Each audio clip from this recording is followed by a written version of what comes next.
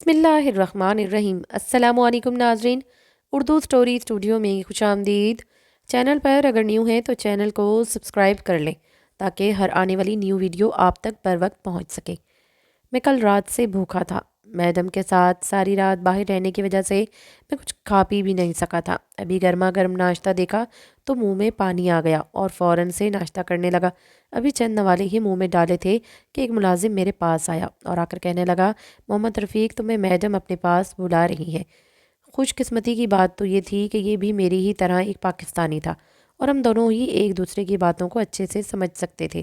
ویسے بھی اس گھر کے باقی ملازمین عربی زبان میں ہی بولا کرتے تھے، مگر چونکہ اس ملازم کو تھوڑی بہت عربی آیا کرتی تھی اس لیے وہ مجھے بھی سکھا رہا تھا اور میں بھی خود بھی ان کی زبان کو کچھ سمجھنے لگا تھا۔ میں نے برا سا منہ بنا کر اس ملازم کو دیکھا اور کہنے لگا کہ ابھی تھکا ہارا بیٹھا ہوں، ناشتہ تو کر لوں، پھر میڈم کی بات بھی سن لیتا ہوں۔ مگر اس نے سختی سے کہا کہ میڈم تمہیں ابھی کے ابھی اپنے کمرے میں بلا رہی ہیں، اگر تم نے نہ گئے تو تمہیں پتہ ہے نا ان کا وہ کس قدر غصے کی تیز ہے۔ اتنا سننا تھا کہ میں جھرجھری لے کر رہ گیا۔ میڈم کے غصے سے آخر کون واقف نہیں تھا؟ وہ جتنی مہربان تھی اس سے زیادہ ہی غصیل تھی۔ ایک بار ایک ملازم نے ان سے بیوی کی بیماری کا جھوٹ بول کر ان سے کچھ پیسے لے لیے، جبکہ اس نے بیوی کو شادی کا ایک مہنگا تحفہ دینا تھا۔ جب میڈم کو پتہ چلا تو غصے میں آ کر اسے نوکری سے ہی نکال دیا تھا۔ میں تو کم از کم اس وقت نوکری نہیں چھوڑ سکتا تھا، آخر کو پورے ٹبر کی ذمہ داری مجھ پر تھی۔ میں نے ایک ترستی ہوئی نظر ناشتے پر ڈالی اور پھر ہاتھ پہنچ کر اٹھ بیٹھا۔ ہمارا کوارٹر میڈم کے عالیشان محل جیسے کہ گھر کے عقب میں واقع تھا۔ میں گھر میں داخل ہوا تو میڈم اپنے کمرے میں صوفے پر بیٹھی کچھ سوچ رہی تھی۔ میں دستک دے کر کمرے میں داخل ہو گیا۔ میڈم نے میری موجودگی محسوس کی تو اٹھ کر کھڑی ہو گئی۔ میں نے ایک سرسری سی نگاہ میڈم کے چہرے پر ڈالی تھی۔ بلا شبہ وہ ایک عربی خاتون تھی اور بلا کی حسین اور پرکشش شخصیت کی مالک۔ کی عمر 30 سے 35 کے درمیان تھی، مگر وہ آج بھی کسی دوشیزہ سے کم نہیں لگا کرتی تھی۔ وہ بہت ہی خوبصورت تھیں، ہر وقت زیورات سے لیس رہا کرتی۔ ایسا لگتا تھا جیسے یہ قیمتی زیور ان کی خوبصورتی میں مزید 4 چاند لگانے کے لیے ہی بنائے گئے ہیں۔ ایک ہی نظر میں ان کا جائزہ لینے کے بعد میں نے ادب سے سر جھکا کر میڈم کو سلام پیش کیا۔ انہوں نے میرے سلام کا جواب دیا اور پھر کہنے لگیں کہ محمد رفیق تمہاری بیوی پاکستان میں کیا کام کرتی ہے؟ میڈم کے منہ سے یہ سنا تو میں چونک کر ان کی جانب دیکھنے لگا۔ بھلا وہ میری بیوی کے بارے میں کیوں پوچھ رہی تھی؟ میں نے میڈم کی جانب ایک نظر اٹھا کر دیکھی اور پھر فوراً بولا کہ میڈم جی وہ تو ایک گھریلو پردہ دار خاتون ہے، گھر میں رہ کر گھر کے کام کاج میری ماں کا ہاتھ بٹاتی ہے۔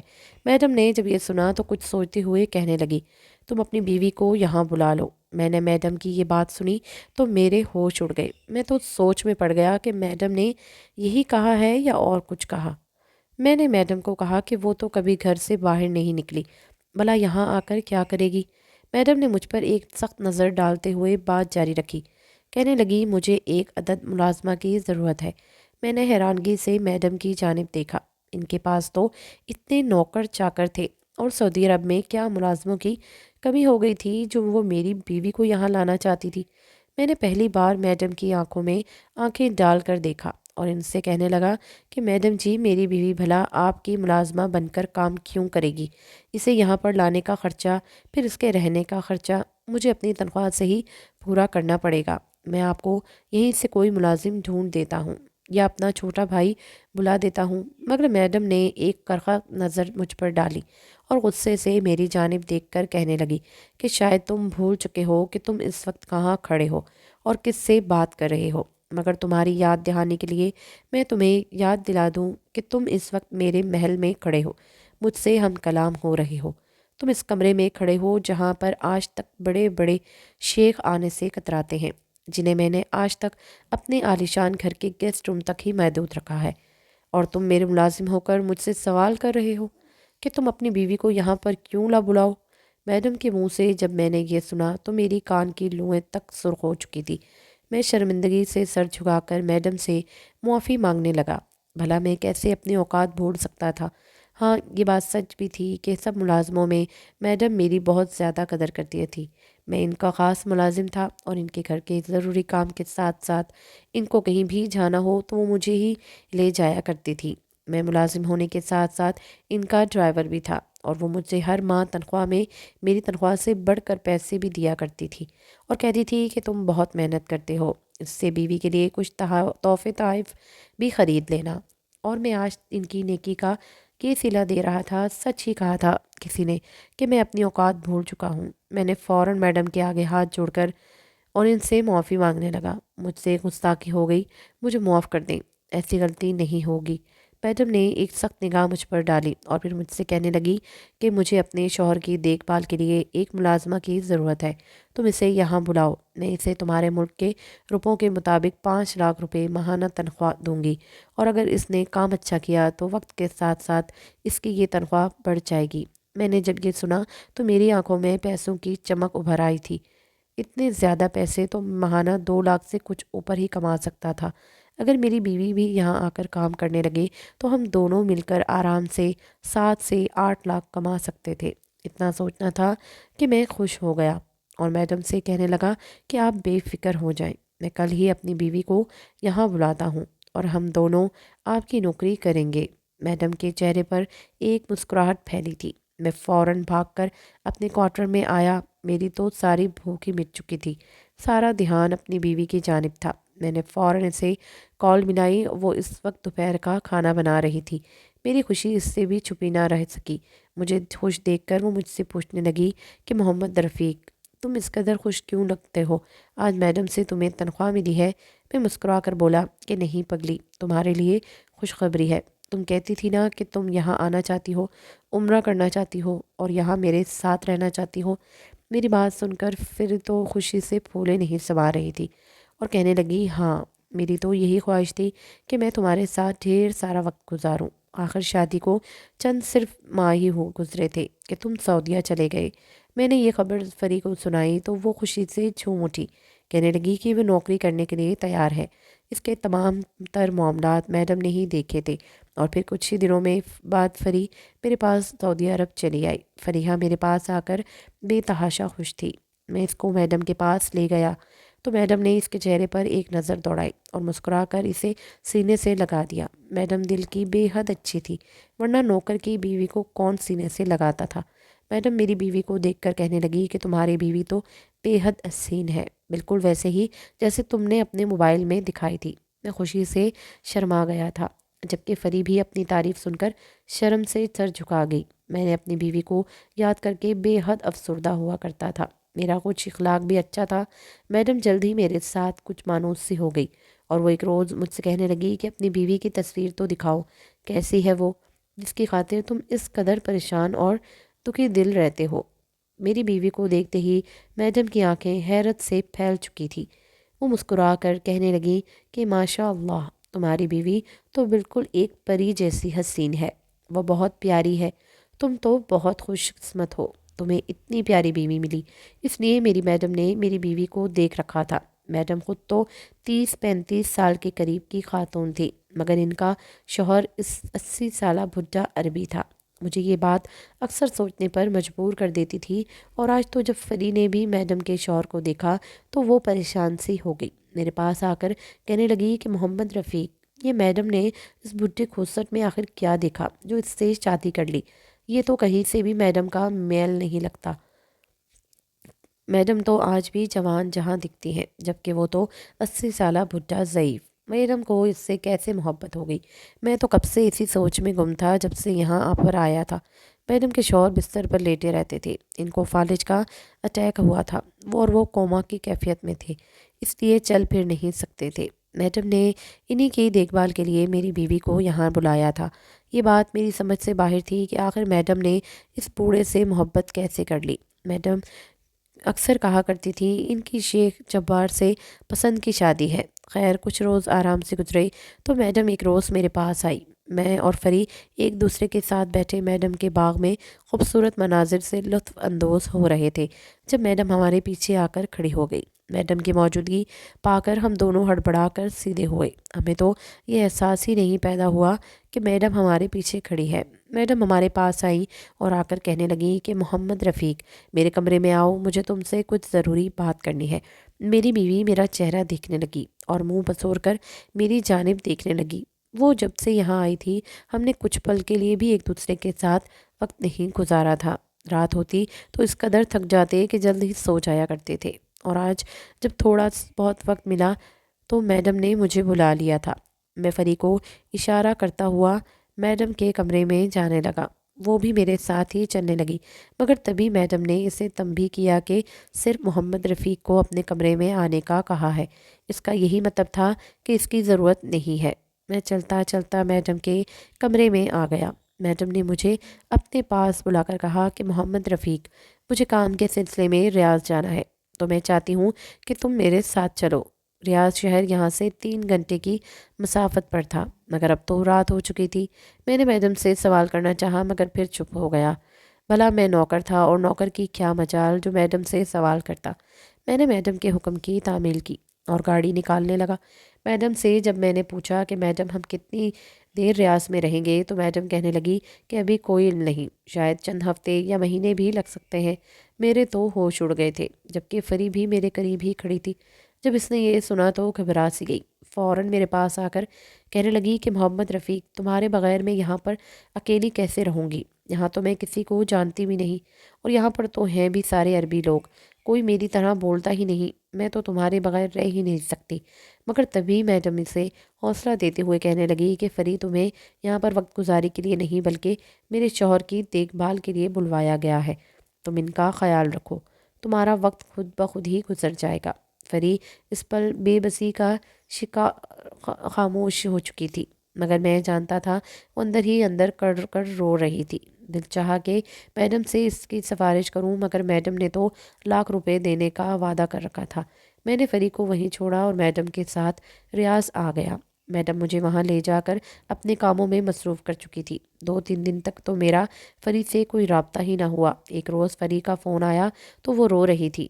میں نے اسے سمجھایا تھا، تسلی دی کہ مت رو، میڈم کا بڑا گھر ہے، کہیں بھی گھومو پھرو اور میڈم کے شوہر کی دیکھ بھال کرو، تم بہت جلد میں واپس آ جاؤں گا۔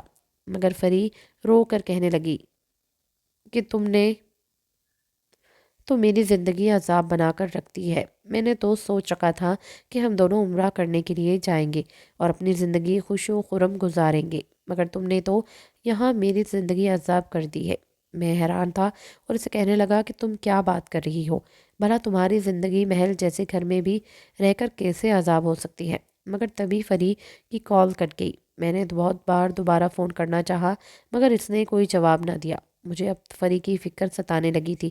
میں یوں ہی پریشان کھڑا تھا کہ تبھی میڈم باہر آ گئی۔ انہوں نے مجھے کام کرنے کے بجائے فون اٹھائے دیکھا تو غصہ سے کہنے لگی کہ محمد رفیق، تمہیں میں کام کے لیے لائی ہوں، فون پر باتوں کے لیے نہیں۔ بہتر ہے کہ اپنا فون میرے حوالے کر دو۔ میڈم کی یہ بات سنی تو میری ہوائیاں اڑ گئی۔ میں میڈم سے کہنے لگا کہ مجھے فری کافی پریشان لگ رہی تھی، اگر آپ کی اجازت ہو تو میں ایک دفعہ واپس چکر لگاؤں، مگر میڈم نے منع کر دیا اور کہنے لگی کہ سوچ لو، اگر تم مجھے یہاں پر چھوڑ کر واپس گئی تو میں تمہاری تنخواہ کاٹ لوں گی۔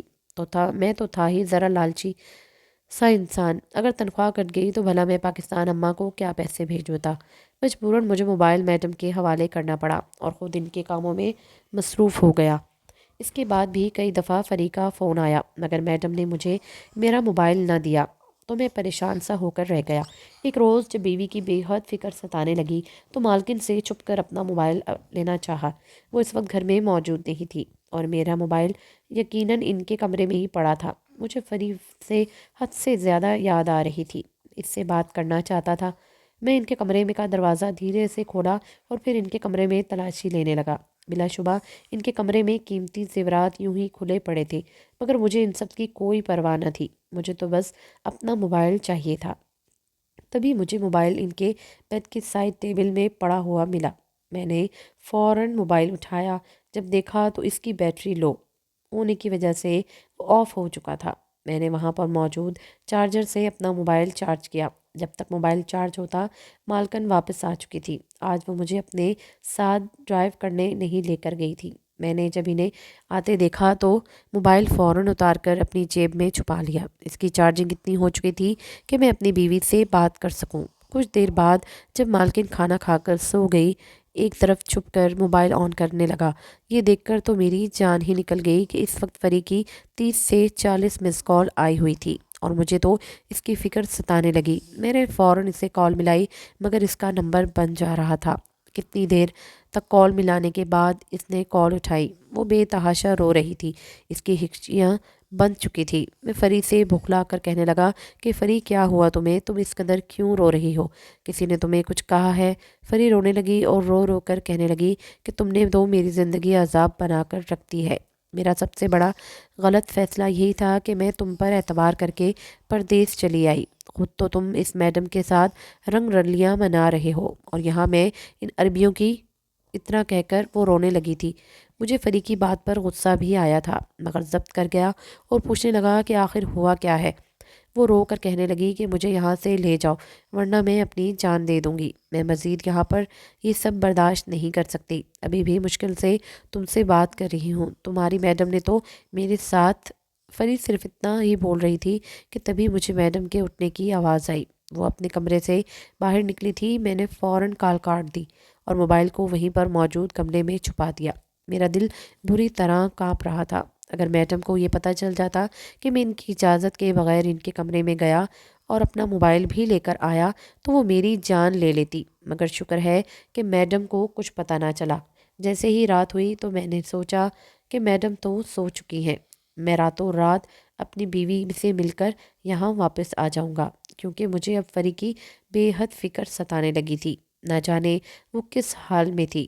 یقیناً کسی ملازم نے اسے ڈانٹ دیا تھا یا کسی سے لڑائی ہو گئی ہو، تبھی وہ اس قدر پریشان ہو کر رو رہی تھی۔ مگر حقیقت کیا تھی یہ تو وہاں جا کر کھلنی تھی۔ راتوں رات میڈم سے چھپ کر میں واپس ان کے عالیشان محل میں پہنچ چکا تھا جہاں پر فری موجود تھی۔ میں نے جب گھر میں قدم رکھا تو یہ دیکھ کر میری جان نکل گئی۔ فری تو وہاں کہیں نہیں تھی۔ میں نے ملازم سے پوچھا کہ آخر میری بیوی کہاں ہے؟ وہ حیرت سے میری جانب دیکھنے لگا۔ ان کی نظروں میں سختی تھی اور پھر کہنے لگے کہ تمہاری بیوی اس وقت میڈم کے شوہر کے کمرے میں ہے۔ اتنا سننا تھا مجھے ان کے منہ سے یہ کافی عجیب لگا۔ میری بیوی تو اس لیے رکھی گئی تھی مگر ان نوکروں کا انداز انتہائی عجیب تھا۔ میں نے اس کمرے کی جانب قدم بڑھانا شروع کیے اور جو ہی دروازہ کھولا تو سامنے کا منظر دیکھ کر میری جان نکل گئی۔ میڈم کا شوہر 80 سالہ عربی بیڈ پر نیم دراز بیٹھا تھا جبکہ میری بیوی اس کے پیروں کی مساج کر رہی تھی۔ میری بیوی بے تحاشا رو رہی تھی۔ اس کو روتا دیکھ کر میں اس کی جانب بڑھا۔ بوڑھا عربی مجھے اپنے پاس دیکھ کر چونک چکا تھا۔ مجھے دیکھ کر فری روتے ہوئے میرے سینے سے لگ گئی۔ میں اسے یوں بھکلایا ہوا دیکھ کر سوال پر سوال کرنے لگا اور اس عربی کو خونخوار نظروں سے دیکھنے لگا۔ وہ بوڑھا تو کومے میں تھا، پھر ٹھیک کیسے ہو گیا؟ فری ہچکیاں باندھے جو کچھ مجھے بتانے لگی وہ سن کر میرے پیروں کے نیچے سے زمین نکل گئی۔ ہمیں یہاں سے بھیج کر میڈم نے کچھ امیر شیخوں کو یہاں بلا لیا تھا جو بظاہر تو میڈم کے شوہر کی ذمہ داری کرنے کے لیے آتے تھے مگر در حقیقت وہ میری بیوی کو دیکھتے تھے۔ میڈم جیسی بہروپیہ عورت نے میری بیوی کا سودا کر رکھا تھا۔ وہ 3-4 شیخ روز آیا کرتے اور میری بیوی ان کو لوازمات پیش کرتی۔ پہلے تو فری نے دھیان نہ دیا مگر ایک روز ان عربی شیخوں نے میری بیوی کو اپنے کمرے میں بلا کر ہوس بھری نظروں سے دیکھتے ہوئے چھونا چاہا۔ اتنا محسوس کرنا تھا کہ میری بیوی ڈر کر وہاں سے بھاگ گئی، کوارٹر کا دروازہ بند کر دیا اور روتے ہوئے مجھے کال کرنے لگی۔ تبھی وہ شیخ اس جانب ڈھونڈتے ہوئے آئے تو بیوی کال کاٹ کر چھپ گئی۔ تو وہ شیخ تو نوکروں کا لحاظ کر کے چلے گئے مگر اگلے روز کچھ روز تک فری کوارٹر سے باہر نہ نکلی اور نہ ہی بوڑھے عربی کو دوا دی۔ میڈم نے بوڑھے عربی کے لیے وہ دوائیں رکھی تھی جس سے وہ کوما میں رہی مگر جب ان دواؤں کا اثر ختم ہوا تو وہ اٹھ کر بیٹھ گئی۔ اس رات فری اس 80 سالہ عربی کا سارا سچ کھل چکا تھا۔ تبھی وہ دوبارہ میری بیوی کو وہاں سے لینے آئے کیونکہ مالکن جیسی دوگنی عورت نے میری بیوی کو کئی ہزار لاکھ ریال کے عوض بیچ دیا تھا۔ مگر شیخ جبار کو اٹھا دیکھ کر سب کے چہرے کے رنگ اڑ گئے۔ انہوں نے فوراً ان شیخ پر کیس کروا کر جیل میں ڈلوا دیا۔ یہ سب میرے آنے سے کچھ دیر پہلے ہی ہوا تھا۔ یہ ساری جائیداد اور شان و شوکت بھی اس شیخ کا تھا۔ میڈم کا تو کام ہی ریاض میں لگتی محفلوں میں لڑکیوں کا ناچ گانا کرنا تھا۔ میں نے شیخ کا شکریہ ادا کیا اور راتوں رات پاکستان واپس آ گیا۔